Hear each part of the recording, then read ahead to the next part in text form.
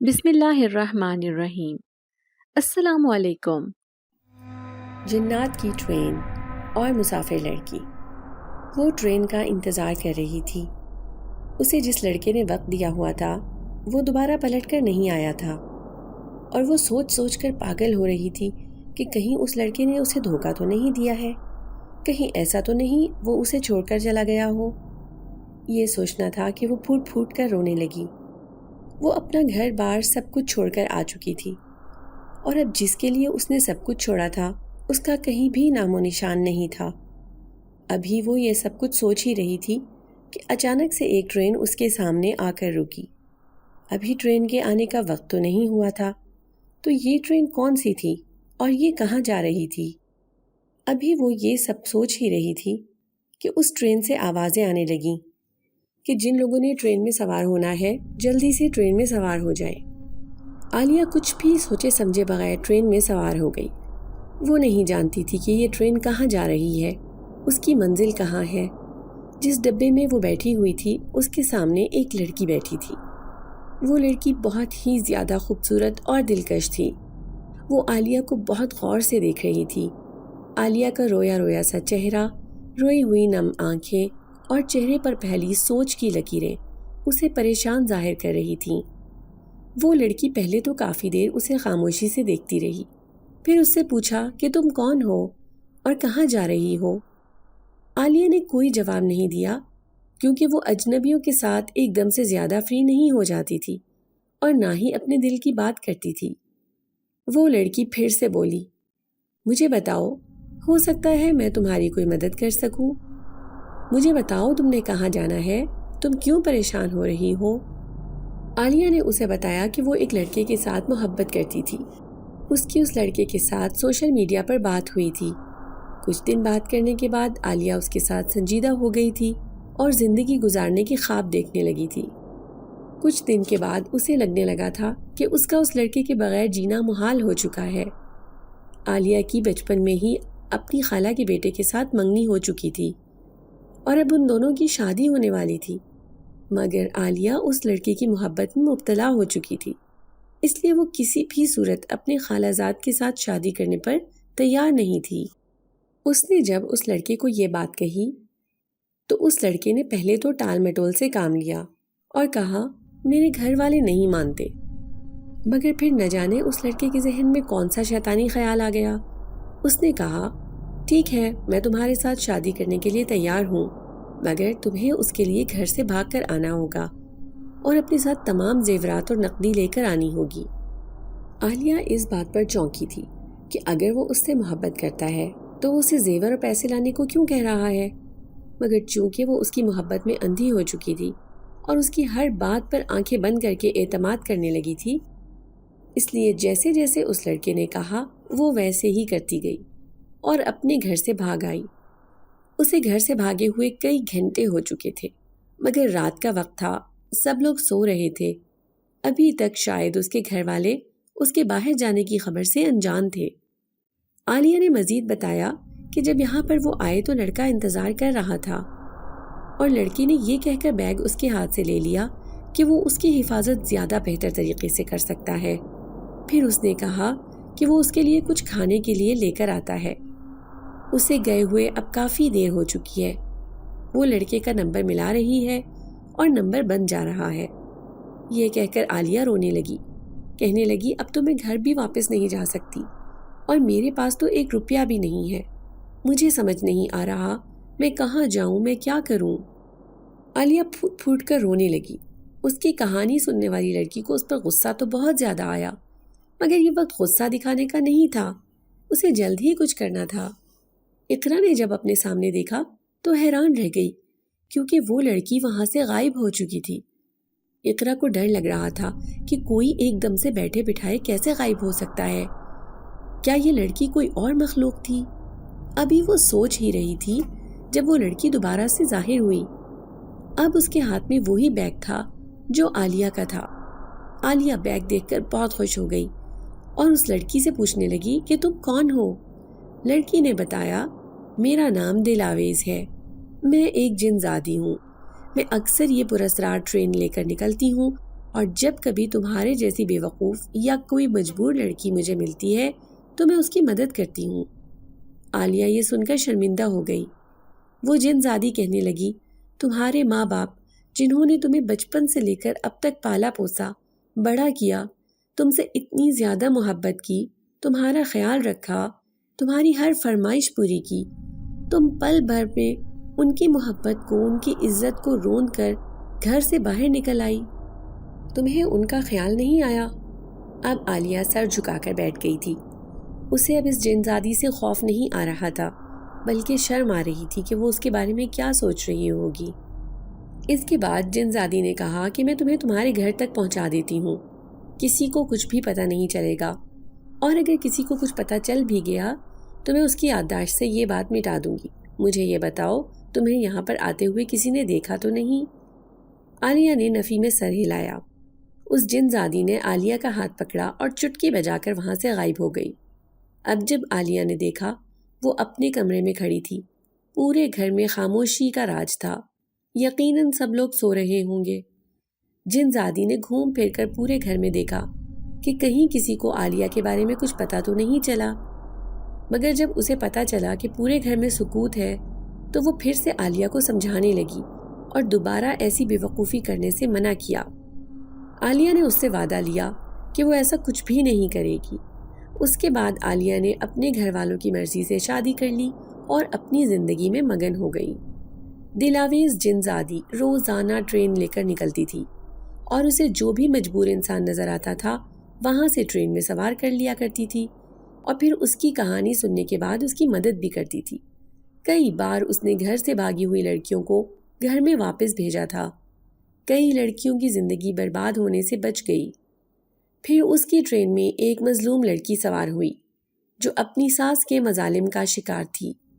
وہ اپنی ساس سے بہت ہی زیادہ تنگ تھی۔ اس کی کہانی سن کر دلاویز کو بہت ہی زیادہ دکھ ہوا، کیونکہ اس لڑکی کی زندگی پر اس کی ساس اس قدر حاوی ہو چکی تھی کہ وہ لڑکی ہنسنا بولنا ہی بھول چکی تھی اور اپنی ساس کی مرضی کے مطابق چلنے پر مجبور تھی۔ اس لڑکی کا نام اقرا تھا، اور ایک دن وہ صحن میں بیٹھی اپنے 5 سال کے بچے کو کھیلتا ہوا دیکھ رہی تھی، جو بڑے مزے سے اپنے ماموں کے بچوں کے ساتھ کھیل کود کر رہا تھا۔ وہ اس کو دیکھ کر خوش ہوتی، لیکن کچھ ہی دیر میں دوبارہ اسے اپنے سسرال کی یاد آ جاتی ہے، جہاں اسے لوٹ کر پھر جانا تھا۔ ایک دم سے وہ اداس ہو جاتی۔ اسے اپنی ساس کے مظالم یاد آنے لگتے جو وہ اس کی شوہر کی غیر موجودگی میں اس کے ساتھ کیا کرتی تھی۔ وہ صحن میں گم سم سی بیٹھی اپنے بیٹے کو کھیلتا ہوا دیکھ رہی تھی۔ اسے 2 دن کے بعد اپنے سسرال واپس جانا تھا۔ جب اس کی ماں نے اسے یوں بیٹھے ہوئے دیکھا، اس کے پاس آئی اور کہنے لگی، کیا ہوا؟ اقرا میرے بچے، پریشان نہ ہو، اللہ جلد ہی تمہاری مشکلیں آسان کرے گا، تم صبر سے کام لو۔ امی، میں صبر کر کر کے تھک چکی ہوں، اب یہ میرے بس کی بات نہیں ہے۔ آپ کو نہیں پتا وہ عورت کس قدر ظالم ہے۔ وہ نہ صرف مجھے جسمانی تکلیف دیتی ہے، بلکہ اس کے ساتھ ساتھ اس نے میرا ذہنی سکون بھی برباد کر رکھا ہے۔ عالیہ بیگم سب جانتی تھی، لیکن وہ اپنی بیٹی کو اپنے پاس نہیں رکھ سکتی تھی۔ وہ اپنی بہو کے مزاج سے اچھی طرح واقف تھی، اس لیے چاہتی تھی کہ اقرا اپنے گھر واپس چلی جائے، یہی اس کے لیے بہتر تھا۔ اپنی ماں کی بات سن کر اقرا نے ٹھنڈی آہ بھری اور وہاں سے اٹھ کر تھوڑی دیر ٹھنڈی ہوا لینے کے لیے چھت پر آ گئی۔ چھت پر کھڑی وہ شام کا منظر دیکھ رہی تھی۔ منظر دیکھتے دیکھتے نہ جانے کب وہ سوچ کی وادیوں میں ڈوب گئی۔ اسے یاد تھا جب سسرال میں اس کا پہلا دن تھا، وہ سب کے ساتھ بیٹھی ناشتہ کر رہی تھی، جب اس کی ساس نے جان بوجھ کر اس کے ہاتھ پر چائے گرا دی۔ سب کو لگتا تھا یہ اچانک غلطی سے ہوا ہے، لیکن جب اس نے اپنی ساس کی طرف دیکھا، وہ اسے دیکھ کر مسکرا رہی تھی۔ اسے ساری بات سمجھ میں آ گئی۔ اسے پہلے سے پتا تھا کہ وہ اسے پسند نہیں کرتی، لیکن وہ اپنی شوہر کے محبت کے ہاتھوں مجبور ہو کر اس گھر میں آئی تھی۔ اس کی ساس جان بوجھ کر اس کے پکائے ہوئے کھانے میں کبھی نمک ڈال دیتی، کبھی مرچیں ڈال دیتی۔ وہ خود بلڈ پریشر کی مریضہ تھی، اور پھر کھانا کھا چکنے کے بعد وہ دہائیاں دیتی، اس لڑکی کا تو بس نہیں چل رہا، یہ تو مجھے جان سے مار دے، فرحان تم دیکھ رہے ہو، اسے پتہ بھی ہے مجھے بلڈ پریشر ہے، اس کے باوجود یہ کھانے میں اس قدر تیز نمک ڈال دیتی ہے، تم ہی بتاؤ اب اس کا کیا مطلب ہوا؟ جبکہ فرحان اقرا کی بے عزتی کرتا اور اقرا بس چپ کر کے آنسو بہاتی جاتی۔ فرحان ایک پرائیویٹ کمپنی میں جاب کرتا تھا۔ اچانک اسے کمپنی کی طرف سے کانٹریکٹ ملا جس پر اسے 3 مہینے باہر جا کر کام کرنا تھا۔ فرحان باہر تو چلا گیا مگر اس کے پیچھے اس کی ساس کے مظالم اور بڑھ گئے۔ اب اسے کسی کا خوف نہیں تھا۔ وہ یہ بات بھی جانتی تھی کہ اقرا کے گھر والے اسے کبھی اپنے پاس نہیں رکھیں گے۔ وہ سارا دن اس سے سارے گھر کے کام کرواتی اور کھانے کو صرف ایک وقت کا کھانا دیتی۔ اکثر وہ اسے اپنی مہمان خواتین کے سامنے بھی بے عزت کر کے رکھ دیتی۔ پوتے کی پیدائش کے بعد بھی ساس کے رویے میں کوئی تبدیلی نہیں آئی۔ وہ اب بھی اقرا سے ویسی ہی نفرت کرتی تھی جیسی پہلے کرتی تھی۔ وہ اپنی بہن کی بیٹی کو بہو بنانا چاہتی تھی۔ جب وہ اپنی بہن کی بیٹی کی جگہ اقرا کو دیکھتی ان کا خون کھولتا اور ان کی نفرت میں مزید اضافہ ہو جاتا، جبکہ اقرا خاموشی سے ان کے مظالم سہتی جاتی۔ اس کے لیے سکون کی گھڑیاں وہی ہوتی تھیں جب وہ رہنے کے لیے اپنی ماں کے گھر آتی، لیکن یہاں بھی اس کی بھابھی کا رویہ اسے یہ باور کرانے میں کامیاب ہو گیا کہ اس کی اس گھر میں کوئی جگہ نہیں۔ یہ گھر اس کے لیے پناہ گاہ نہیں بلکہ ایک سرائے ہے جہاں وہ سستانے کے لیے، آرام کرنے کے لیے کچھ دیر رک تو سکتی ہے، لیکن رہنا اسے اسی جہنم میں ہوگا جہاں سے وہ آئی تھی۔ اس کا شوہر اس سے بہت محبت کرتا تھا، لیکن ساتھ ہی وہ اپنی ماں کا فرما بردار بیٹا بھی تھا۔ فرحان اور اقرا نے یہ شادی پسند کی گئی تھی۔ اقرا کو اب یاد آتا تھا کہ اس نے اس وقت اپنے گھر والوں کی مخالفت مول لی تھی۔ آج وہ ان سے شکوہ بھی نہیں کر سکتی تھی کیونکہ وہ بے بس تھی۔ اس نے اپنی ماں سے 2-3 بار رکنے کا کہا تو اس کی ماں نے صاف اسے بتا دیا کہ اس کے بھائی کی بیوی کو یہ پسند نہیں ہے، اور اس بات پر وہ بالکل خاموش ہو گئی، جبکہ اس کی ساس کے مظالم اب حد سے بڑھتے جا رہے تھے۔ وہ اس پر الزام تراشی کرنا شروع ہو چکی تھی۔ کبھی کبھی اس کا دل کرتا یہ سب کچھ چھوڑ کر کہیں دور بھاگ جائے، مگر پھر اسے اپنے 5 سال کے بیٹے کی یاد آ جاتی۔ اسے پتا تھا کہ اگر وہ چھوڑ کر آ گئی تو اس کے ساتھ کیا سلوک ہوگا۔ وہ اپنی زندگی سے بہت تنگ آ چکی تھی۔ اس بار بھی وہ پورے 1 سال بعد اپنے گھر رہنے آئی تھی اور تقریباً 1 ہفتہ رہنے کے بعد وہ دوبارہ واپس جا رہی تھی۔ اقرا بیٹا نیچے آ جاؤ، مغرب کا وقت ہو رہا ہے، اس کی ماں نے صحن سے آ کر اسے آواز دی۔ ماں کی آواز سن کر وہ اچانک ہوش کی دنیا میں واپس آئی اور سیڑھیاں اتر کر نیچے جانے لگی۔ اگلے 2 دن پر لگا کر اڑ گئے۔ آج اسے اپنے گھر واپس جانا تھا۔ وہ کمرے میں اپنا اور اپنی بیٹے کا سامان تیار کر رہی تھی، جبکہ اس کا بھائی صحن میں کھڑا اسے آوازیں دے رہا تھا۔ اقرا جلدی کرو، ہماری ٹرین نکل جائے گی، ہمیں مغرب سے پہلے اسٹیشن پر پہنچنا ہے۔ بھائی کی آواز سن کر اقرا نے اپنے ہاتھوں کی رفتار تیز کر دی اور جلدی سامان پیک کرنے لگی۔ اس کی ماں نے تو رات کو ہی اسے سامان پیک کرنے کو کہا تھا، لیکن وہ بھول گئی تھی۔ اس نے جلدی سے دونوں بیگ پیک کیے اور اپنے بیٹے کا ہاتھ پکڑ کر باہر آ گئی۔ اس کے بھائی نے اس کے ہاتھ سے بیگ لے لیے۔ اقرا اپنی ماں اور بھابھی سے ملنے کے بعد اپنے بھائی کے ساتھ آ گئی۔ تقریباً 1 گھنٹے کی مسافت کے بعد وہ اسٹیشن پر پہنچ گئی۔ اسٹیشن پر بہت زیادہ رش تھا۔ اقرا کو ہمیشہ ہی رش سے کوفت ہوتی تھی، لیکن یہ تو اس کی مجبوری تھی۔ وہ دونوں ساتھ کھڑے ٹرین کا انتظار کر رہے تھے، لیکن انتظار طویل ہوتا جا رہا تھا۔ ٹرین اب تک نہیں آئی تھی۔ اچانک اس کے بھائی کے موبائل پر کال آ گئی۔ وہ کال سننے کے لیے سائٹ پر چلا گیا، جبکہ وہ کھڑی لوگوں کو آتے جاتے دیکھ رہی تھی۔ کچھ لوگوں کے چہرے پر پریشانی تھی، کچھ لوگ ہنستے کھیلتے جا رہے تھے، کچھ پلیٹ فارم پر کھڑے اپنے رشتہ داروں اور عزیزوں کا انتظار کر رہے تھے۔ وہاں پر ہر طرح کے لوگ تھے۔ اقرا نے اپنے بیٹے کا ہاتھ پکڑ رکھا تھا۔ اس کا بیٹا ہر تھوڑی دیر کے بعد اسے کچھ نہ کچھ دکھاتا اور وہ غائب دماغی سے دیکھتی جاتی۔ اسے کچھ سمجھ نہیں آ رہا تھا۔ اس کا دماغ تو بس اپنی ساس کی طرف اٹکا ہوا تھا۔ اس نے تمام فالتو سوچوں کو اپنے ذہن سے جھٹکا اور کچھ دیر پرسکون ہونے کی کوشش کی۔ تھوڑی دیر بعد جب اس کا بھائی واپس آیا اس کے چہرے پر پریشانی صاف واضح تھی۔ اس نے اپنے بھائی سے پوچھا، کیا ہوا بھائی؟ اس نے اپنے دوست کے بارے میں بتایا کہ اس کے دوست کا ایکسیڈنٹ ہو گیا ہے، اسے اپنے دوست کے پاس جانا ہوگا، اس کی حالت بہت تشویشناک ہے، وہ سب اسے بلا رہے ہیں، تم یہاں کھڑی رہو، کچھ ہی دیر میں ٹرین آنے والی ہوگی۔ اپنے بھائی کی بات سن کر وہ پریشان ہو گئی۔ ہمیشہ سے یہی ہوتا آیا تھا کہ اس کا بھائی اسے ٹرین میں بٹھا کر جاتا۔ گڑیا، تم پریشان مت ہو، میری مجبوری ہے اس لیے میں جا رہا ہوں، اگر مجبوری نہ ہوتی تو میں تمہیں کبھی تنہا نہیں چھوڑتا۔ بس تمہیں پتہ ہے نا کہ آگے کیا کرنا ہے، تم یہاں کھڑی ہو کر ٹرین کا انتظار کرو، جیسے ہی ٹرین آئے فوراً اس پر چڑھ جانا اور اپنے ڈبے میں چلی جانا۔ اس کا بھائی اسے پلیٹ فارم پر چھوڑ کر چلا گیا۔ اچانک اس کے بیٹے نے قلفی والے کو دیکھا اور ضد کرنے لگا کہ مجھے قلفی کھانی ہے، مجھے قلفی کھانی ہے۔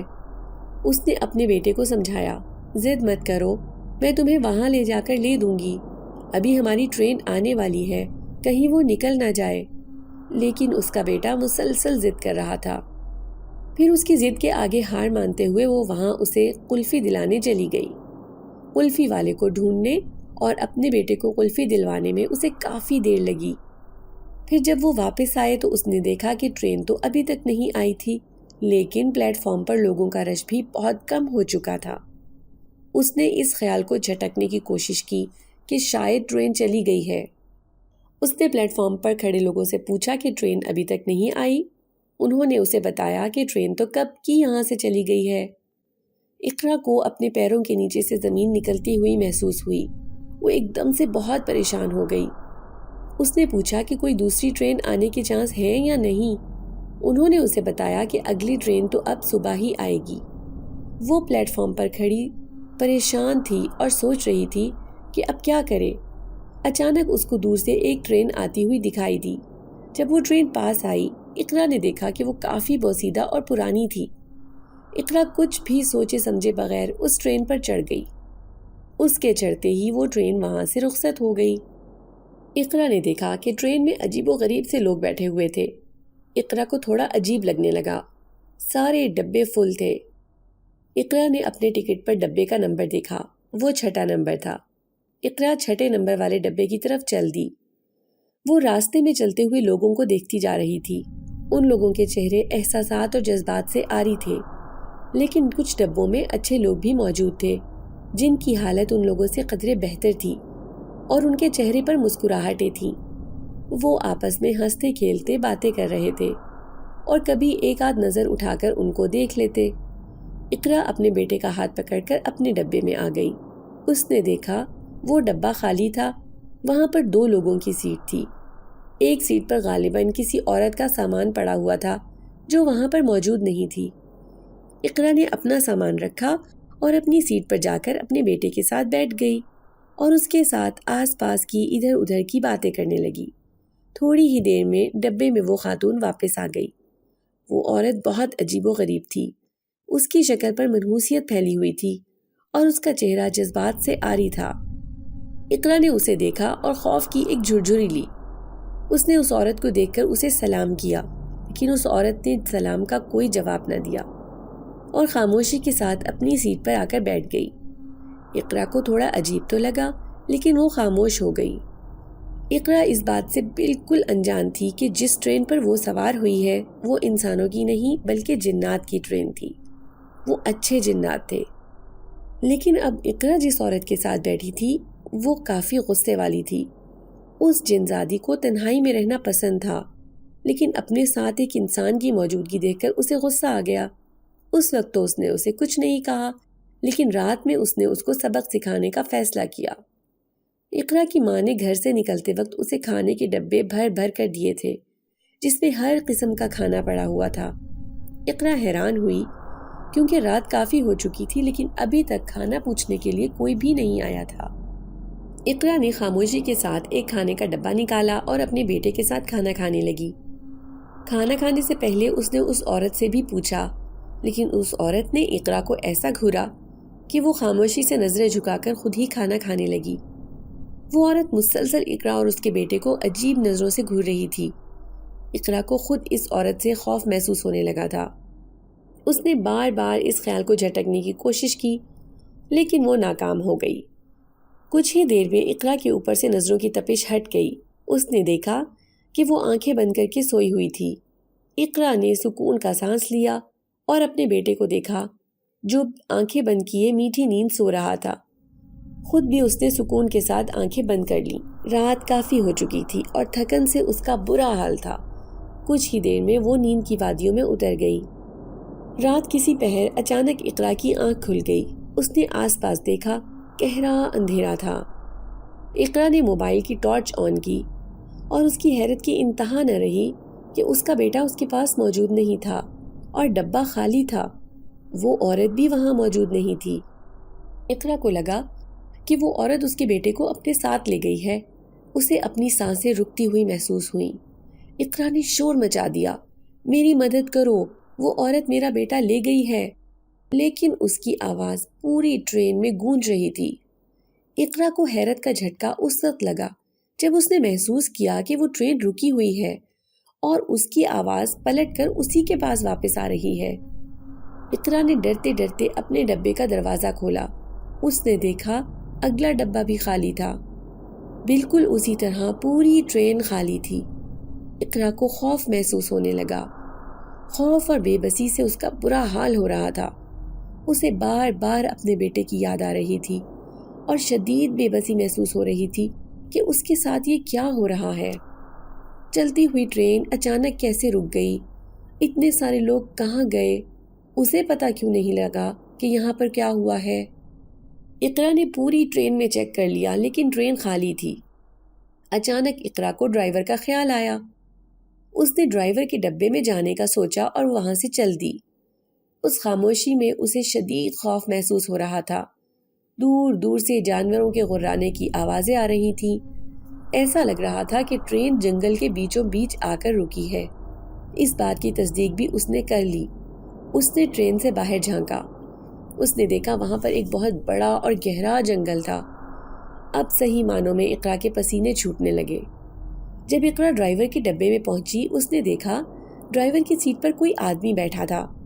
اقرا کو اسے دیکھ کر تھوڑے سکون کا احساس ہوا کہ کوئی تو اس کے ساتھ وہاں پر موجود تھا۔ اقرا نے اس ڈرائیور کو آواز دی لیکن اس ڈرائیور نے کوئی جواب نہ دیا۔ اقرا نے اس کے پاس جا کر اسے کندھے سے پکڑ کر ہلایا۔ ڈرائیور ایک طرف لڑک گیا۔ اس کا چہرہ دیکھ کر اقرا کی چیخ نکل گئی۔ اس کے چہرے کا حلیہ بے حد بگڑا ہوا تھا۔ اچانک ڈرائیور نے اقرا کا ہاتھ پکڑ لیا۔ اقرا خوف سے چلانے لگی اور اپنے آپ کو اس ڈرائیور سے چھڑوانے لگی لیکن اس کی گرفت بہت مضبوط تھی۔ اچانک اقرا کو قریب ہی ایک لاٹھی پڑی ہوئی نظر آئی۔ اس نے وہ لاٹھی ڈرائیور کے سر پر دے ماری اور خود کو چھڑوا کر وہاں سے بھاگنے لگی۔ آنسو اس کے چہرے پر بہہ رہے تھے۔ خوف سے اس کا برا حال تھا۔ وہ ٹرین بالکل خالی تھی۔ اچانک ساتھ والی سیٹ سے اسی ڈرائیور جیسا آدمی اٹھنے لگا۔ اس کے چہرے کا حلیہ بالکل ویسا ہی تھا جیسا ڈرائیور کا تھا۔ ان تمام لوگوں کا حلیہ بے حد خراب تھا۔ اقرا کو لگ رہا تھا کہ اگر وہ ان کے ہاتھ لگی تو وہ منٹوں میں ہی اسے چیر پھاڑ ڈالیں گے۔ اقرا اس ٹرین میں سے نکل کر جنگل کی طرف بھاگنے لگی۔ وہ پیچھے دیکھے بغیر بھاگتی جا رہی تھی۔ دہشت سے اس کا برا حال تھا۔ اس کے دماغ نے کام کرنا بالکل چھوڑ دیا تھا۔ اسے یہ بھی نہیں معلوم تھا کہ وہ کدھر جا رہی ہے۔ یہ جگہ اس کے لیے بالکل انجان تھی۔ جہاں تک اسے یاد تھا وہ جتنی بار بھی کراچی سے یہاں آئی تھی راستے میں ایسا کوئی جنگل نہیں آتا تھا جس کا سامنا اس نے اس بار کیا تھا۔ اچانک اسے ٹھوکر لگی اور وہ منہ کے بل گر گئی۔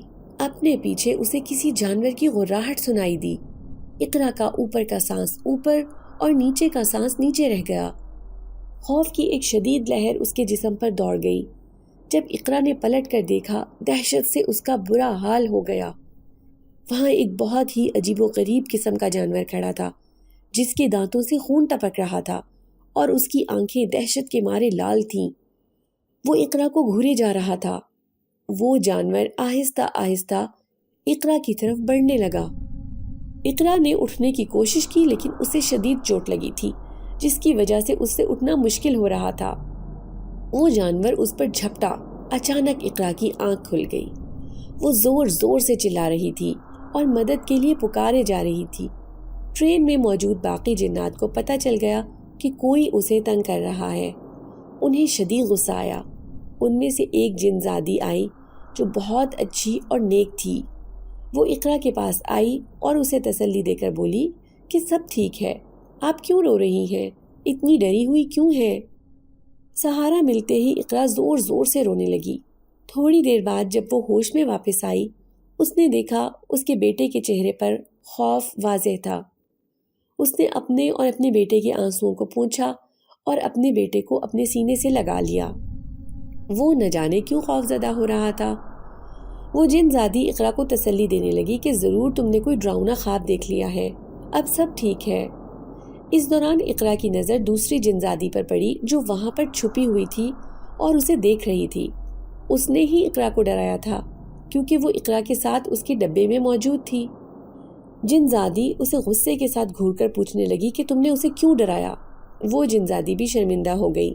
یہ دونوں جن زادیاں خاموش زبان میں باتیں کر رہی تھیں جن سے اقرا ناواقف تھی۔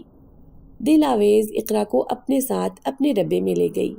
اس نے آ کر اقرا کو تسلی دی اور اس کا دھیان بھٹکانے کے لیے ادھر ادھر کی باتیں کرنے لگی۔ جن زادی کے پوچھنے پر اس نے بتایا کہ وہ اپنے سسرال واپس جا رہی تھی۔ اس کی ایک ٹرین نکل گئی تھی۔ جب اس نے یہ ٹرین دیکھی تو وہ اسی پر سوار ہو گئی۔ اقرا نے اسے مزید اپنی ساس کے مظالم کے بارے میں بتایا۔ اقرا کی باتیں سن کر جن زادی کو بہت غصہ آیا کہ کس قدر ظالم انسان ہے اس کی ساس۔ اس نے اقرا کو تسلی دی اور دل میں یہ عہد کیا کہ وہ اس کی مدد ضرور کرے گی۔ اب اقرا کا گھر آ گیا تھا۔ وہ ڈرتے ڈرتے اپنے گھر میں داخل ہوئی کیونکہ وہ اپنی ساس کے بتائے ہوئے دنوں سے زیادہ لیٹ ہو گئی تھی۔ اب اس کو اتنے دن میکے میں رہنے کی وجہ سے ساس نے بہت بے عزت کرنا تھا۔ جب وہ گھر میں آئی تو ہر طرف گند پڑا ہوا تھا، جیسے صدیوں سے یہاں پر کوئی بھی نہ رہا ہو۔ یہ سب صفائی اقرا کو اکیلے ہی کرنی تھی۔ ساس اس کو دیکھتے ہی حسب معمول شروع ہو گئی۔ یاد آ گئی محترمہ کو گھر کی؟ راستہ پتہ چل گیا؟ وہ شرمندہ ہو گئی اور اپنے بیٹے کو اٹھا کر اپنے کمرے میں چلی آئی۔ کمرے میں آئی تو ساس کو جیسے اس کی خاموشی پہ بھی غصہ آ گیا تھا۔ مہارانی کہیں گی، اب تو جواب دینا بھی گوارا نہیں ہے۔ یہ عزت ہے ساس کی، ماں نے یہی سبق سکھا کر بھیجا ہے اسے۔ حد ہوتی ہے کسی بات کی۔ اس کی ساس غصے میں بڑبڑا رہی تھی۔ آج آنے دو میرے بیٹے کو، سبق سکھاتی ہوں میں اسے، بہت سر چڑھ چکی ہے۔ اور وہ اتنی صابر تھی کہ اتنی سب باتیں سننے کے باوجود باہر آ کر گھر کے سارے کام کرنے لگی۔ اس کی ساس بہت ہی زیادہ ظالم تھی۔ اسے باتوں ہی باتوں میں بہت زیادہ مار دیتی تھی، اسے بہت زیادہ تنگ کرتی تھی، مگر وہ اللہ کی بندی پھر بھی پورا دن گھر کے کام کاج میں لگی رہتی تھی۔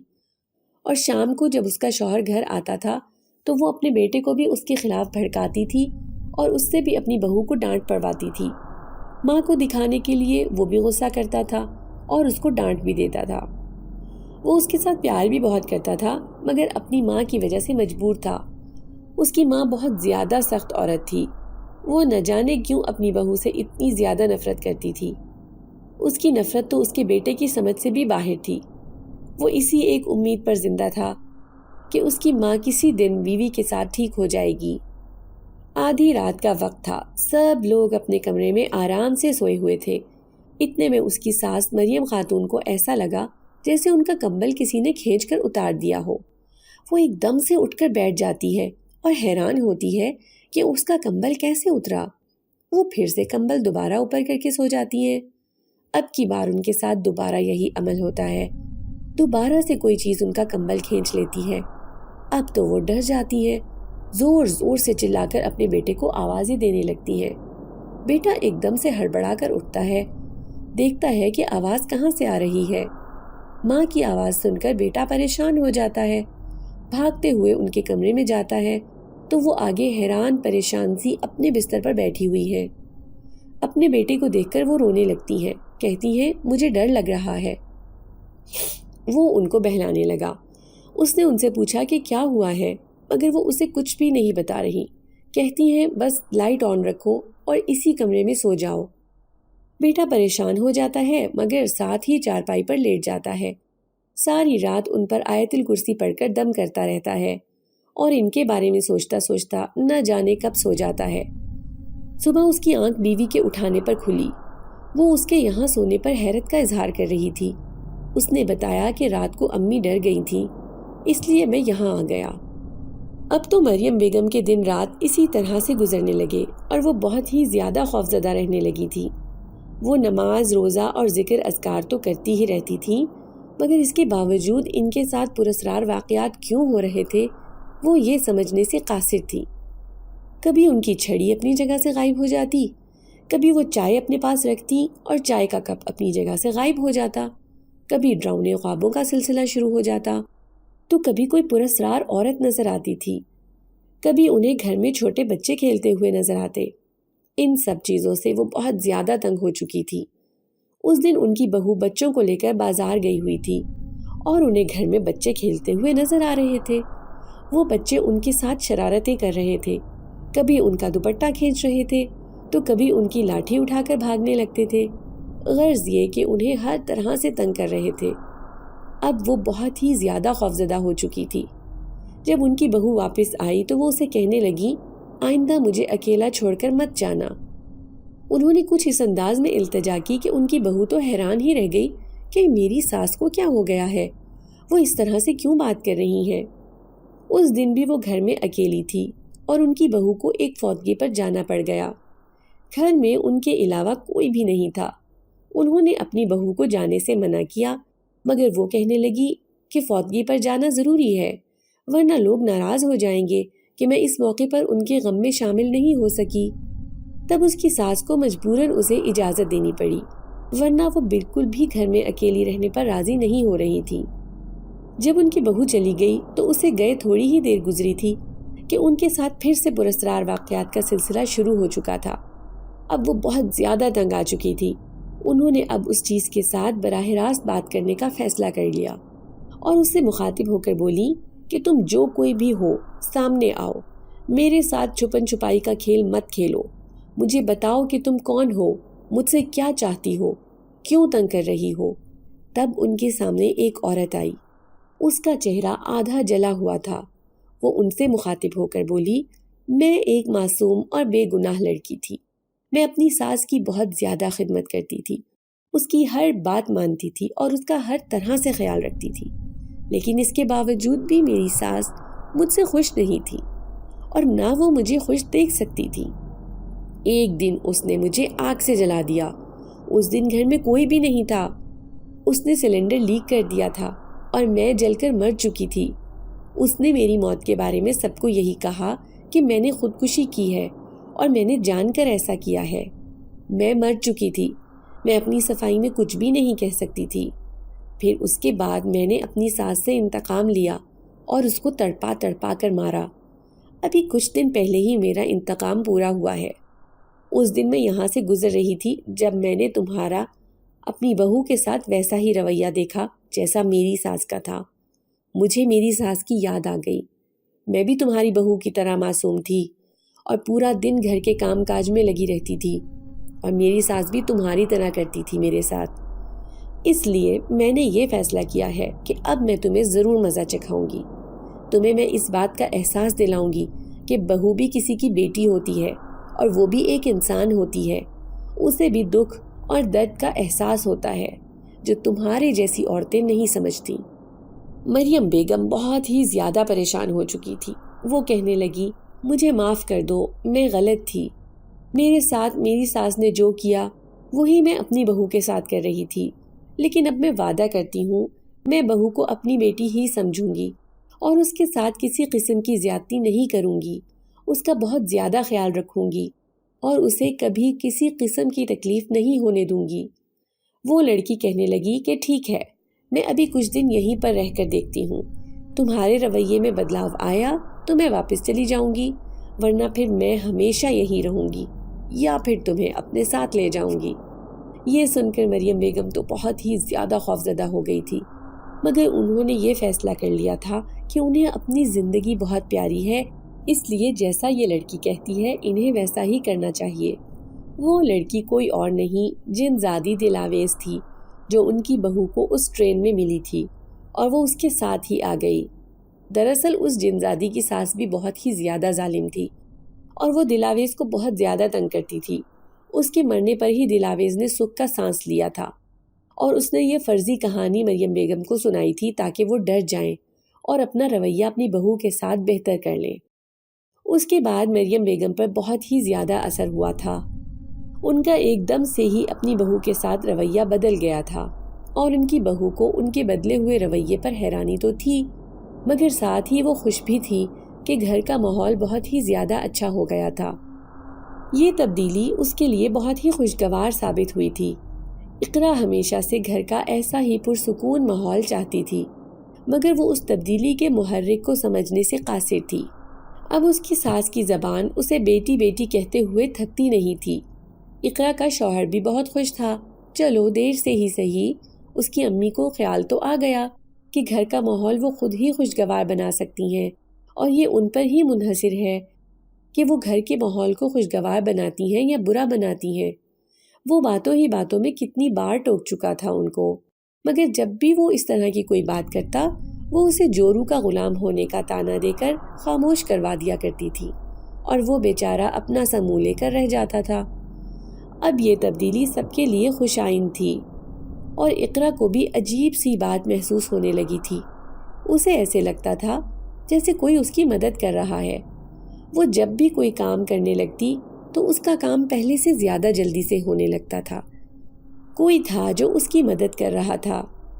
کچھ دنوں سے اقرا یہ بھی نوٹ کر رہی تھی کہ اس کا شوہر بہت ہی زیادہ پریشان تھا۔ وہ جب آفس سے گھر آتا تو کھویا ہوا رہتا اور بہت ہی زیادہ پریشان نظر آتا تھا۔ اقرا اس سے اس کی پریشانی کی وجہ پوچھتی تو وہ ٹال دیا کرتا تھا، مگر ایک دن تو وہ بہت زیادہ پریشان نظر آ رہا تھا۔ اقرا اس سے پوچھ کر تھک چکی تھی، مگر وہ اسے کوئی جواب نہیں دے رہا تھا کہ وہ کیوں پریشان ہے۔ اقرا اس کی پریشانی کی وجہ جاننا چاہتی تھی کیونکہ وہ اس کا شوہر تھا اور وہ دونوں ایک دوسرے سے محبت کرتے تھے۔ وہ اپنے شوہر کو پریشانی کی حالت میں کیسے دیکھ سکتی تھی؟ اسی بارے میں سوچتے سوچتے وہ سو گئی۔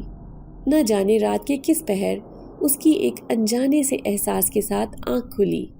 اسے لگ رہا تھا جیسے کوئی اس کا نام لے رہا ہو۔ اقرا اٹھ کر بیٹھ گئی۔ اسے اپنے سے فاصلے پر ایک لڑکی بیٹھی ہوئی دکھائی دی۔ اقرا اسے دیکھ کر حیران رہ گئی کہ یہ لڑکی تو اسے ٹرین میں ملی تھی، یہ رات کے اس پہر اس کے کمرے میں کیسے آ گئی؟ اس لڑکی نے اقرا کو ہاتھ کے اشارے سے خاموش رہنے کا کہا اور اسے کمرے سے باہر بلایا۔ اقرا تو اسے دیکھ کر حیران ہو رہی تھی کہ وہ اس کے بند کمرے میں آ کیسے گئی۔ اسے شک ہو رہا تھا کہ یہ لڑکی کون ہے۔ اس لڑکی نے کہا، تمہیں ڈرنے کی کوئی ضرورت نہیں ہے، تم مجھے اپنا دوست سمجھ سکتی ہو۔ اقرا نے کہا، وہ بات تو ٹھیک ہے، مگر اپنے بارے میں تو بتاؤ کہ تم ہو کون اور اس طرح سے گھر میں کیسے آ گئی؟ وہ لڑکی کہنے لگی، میں تمہیں ٹرین میں ملی تھی۔ وہ ٹرین ایک جناتی ٹرین تھی اور وہ ہماری دنیا میں جا رہی تھی۔ تم غلطی سے اس ٹرین میں سوار ہو گئی تھی۔ تب ہمیں پتہ نہیں چلا تھا کہ کوئی آدمزاد اس میں سوار ہو گیا ہے، مگر جب تمہارے چلانے کی آوازیں سنائی دیں تب ہمارے خاندان کو تمہارے بارے میں پتہ چلا اور پھر میں نے تمہیں اس شریر جنزادی سے بچایا تھا۔ جو کچھ تم نے دیکھا تھا وہ خواب نہیں تھا بلکہ وہ حقیقت تھا، اور جب تم نے مجھے اپنی ساس کے بارے میں بتایا تو پھر مجھے میری اپنی زندگی اور اپنی ساس کے بارے میں یاد آ گیا سب کچھ، اور میں نے یہ فیصلہ کیا کہ میں تمہاری ضرور مدد کروں گی۔ میں تمہیں تمہاری ساس کے مظالم سے بچاؤں گی اور اس سے تمہیں نجات دلواؤں گی۔ تمہارے ساتھ تمہاری ساس کا رویہ میری وجہ سے ہی ٹھیک ہوا ہے۔ میں نے اسے بہت غصہ کیا تھا، اسے ڈرایا تھا، تب جا کر یہ عورت سیدھی ہوئی ہے۔ اقرا نے اس جنزادی کا شکریہ ادا کیا تو اس نے بتایا کہ ابھی تمہارے پاس آنے کی وجہ یہ ہے کہ تمہارے شوہر کے ساتھ ایک مسئلہ ہے۔ اقرا پریشان ہو گئی۔ یہ تو وہ بھی جانتی تھی کہ اس کے شوہر کے ساتھ کوئی مسئلہ چل رہا ہے، مگر وہ یہ نہیں جانتی تھی کہ وہ مسئلہ کیا ہے۔ اس نے جنزادی سے پوچھا، مجھے بتاؤ میں اپنے شوہر کی کیسے مدد کر سکتی ہوں؟ دلاویز کہنے لگی کہ تمہارے شوہر کے آفس میں کچھ لوگ ہیں جو اس کے دشمن ہیں اور وہ اس کی ترقی کی وجہ سے اس سے حسد کر رہے ہیں۔ وہ چاہتے تھے کہ وہ عہدہ انہیں ملے جو تمہارے شوہر کو ملا ہے، اسی لیے ان کے ایک کلیگ نے جادو کا سہارا لیا ہے۔ وہ تمہارے شوہر کے اعصاب پر بری طرح سے اثر انداز ہو رہا ہے۔ جادو کی وجہ سے ہی تمہارے شوہر کے اعصاب متاثر ہو رہے ہیں. اسے اندیکھی چیزیں نظر آنے لگی ہیں, آوازیں سنائی دینے لگی ہیں. یہ سب کچھ سن کر اقرا پریشان ہو گئی اور جنزادی سے بولی کہ مجھے کیا کرنا ہوگا, میں اپنے شوہر کو اس سب سے کیسے بچا سکتی ہوں. تب جنزادی نے کہا کہ تمہیں نماز پنجگانہ کی پابندی کرنی ہوگی اور کچھ وظائف پڑھنے ہوں گے. اس طرح سے تم اور تمہارا شوہر ان کے اثرات سے محفوظ رہ سکتے ہو. مگر خیال رکھنا, تمہیں شروع میں بہت سی رکاوٹیں آ سکتی ہیں. بہت سی چیزیں تمہیں روکنے کی کوشش کریں گی, مگر تم نے گھبرانا بالکل بھی نہیں ہے اور تم نے اپنے معمول کو جاری رکھنا ہے. اقرا نے پھر اس جنزادی کے بتائے ہوئے معمول کے مطابق پڑھائی شروع کر دی تھی. شروع میں اسے ان چیزوں نے بہت زیادہ ڈرایا اور دھمکایا اور اسے پڑھنے سے روکنے کی کوشش کی, جسے وہ نظر انداز کرتی رہی, اور وہ ہر روز اپنے ورد کو جاری رکھتی تھی اور پانی پر دم کر کے خود بھی پیتی تھی, پورے گھر پر بھی چھڑکتی تھی اور باقی کا پانی اپنے شوہر کو دیتی تھی. رفتہ رفتہ اس کے شوہر کی طبیعت سنبھلنے لگی تھی. پھر اس نے اپنے شوہر کو اعتماد میں لے کر کہا کہ میں نے خواب میں دیکھا ہے کہ کسی نے آ کر بتایا کہ آپ کا جو فلاں کولیگ ہے وہ آپ پر جادو کروا رہا ہے. آپ نے اس سے بچ کر رہنا ہے, اس کے ہاتھ سے کوئی چیز لے کر نہیں کھانی. یہ سن کر تو اس کا شوہر بھی ہکا بکا رہ گیا, کیونکہ وہ کولیگ تو اس کو اکثر کھانے پینے کی چیزیں دیتا رہتا تھا جن کو کھانے کے بعد اس کی طبیعت عجیب سی ہو جاتی تھی. اس نے بھی فیصلہ کر لیا کہ وہ اس کے ہاتھ سے کچھ نہیں کھائے گا.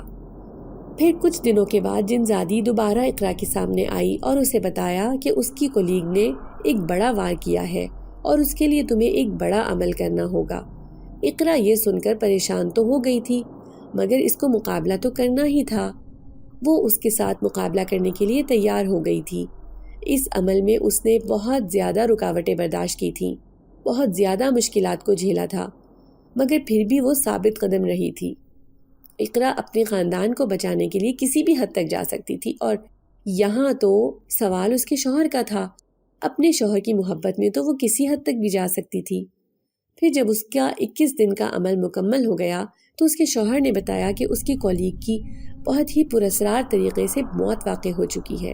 اقرا خود کو اس کا مجرم سمجھ رہی تھی کہ شاید میرے عمل کرنے کی وجہ سے وہ فوت ہوا ہے, لیکن اسے جنزادی دلاویز نے بتایا کہ وہ عمل اتنا طاقتور تھا کہ جب تم نے اس کی کاٹ کی تو وہ اپنے کرنے والے کی طرف واپس پلٹ گیا, یوں وہ اگلے جہان پہنچ گیا.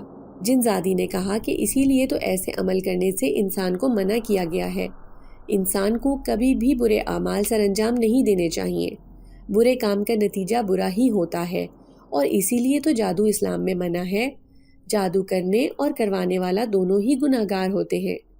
جادو کو اسی لیے اسلام میں حرام قرار دیا گیا ہے. اقرا خود بھی یہ بات بہت اچھے طریقے سے سمجھتی تھی. وہ جانتی تھی کہ اسلام میں جادو منع کیا گیا ہے, تبھی وہ ہمیشہ ایسے کاموں سے باز رہی تھی. وہ اپنی ساس کے رویے سے بہت تنگ تھی, اور کتنی ہی بار اس نے سوچا تھا کہ وہ اپنی ساس کی زبان بندی کروا دے, مگر خوف خدا آڑے آ جاتا تھا کہ اللہ پاک نے انسان کو ایسے کاموں سے باز رہنے کو کہا ہے. پھر کچھ دن وہ جنزادی اس کے ساتھ رہی, اور جب اقرا کی زندگی معمول پر آ گئی تو دلاویز اپنی دنیا کی طرف لوٹ گئی تھی. اقرا خوشی خوشی اپنی زندگی میں مصروف ہو چکی تھی. اگر آپ کو آج کی ہماری کہانی پسند آئی ہے تو اسے لائک کیجیے اور اپنے پیاروں کے ساتھ شیئر کیجیے.